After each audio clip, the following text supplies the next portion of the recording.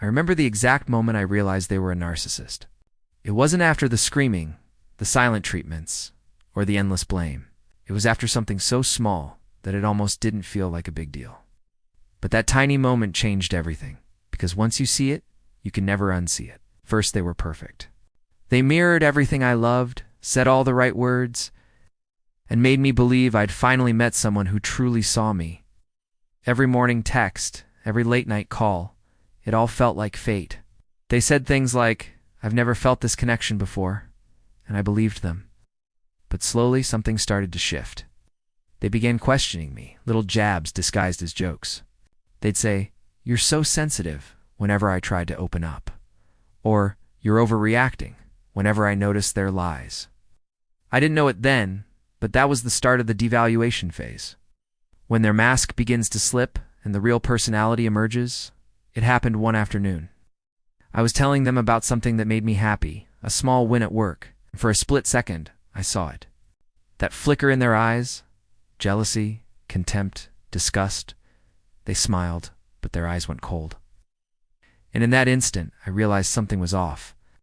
Because people who love you don't look at your joy like it's a threat. That was the exact moment I knew I wasn't in love with who they were. I was in love with who they pretended to be. After that moment, everything unraveled fast. Conversations turned into accusations. Affection turned into manipulation. And every boundary I tried to set became a battlefield. They would twist my words, rewrite history, and make me question my own reality.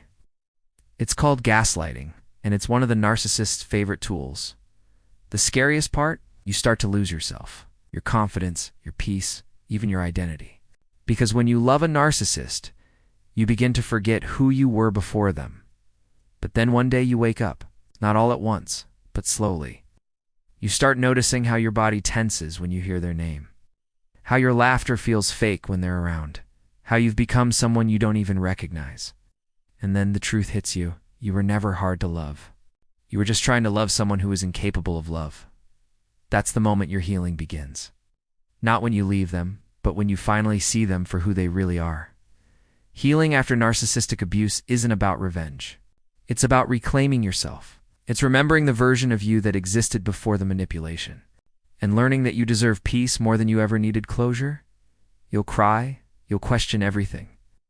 But one day, you'll look back and realize that the exact moment you saw their truth was the same moment you began to find yours. So if you've ever had that moment, that gut-deep knowing that something was wrong, trust it, because that moment wasn't your breaking point. It was your awakening. If this resonated with you, you need to watch my next video. It's the missing piece that helps everything finally make sense.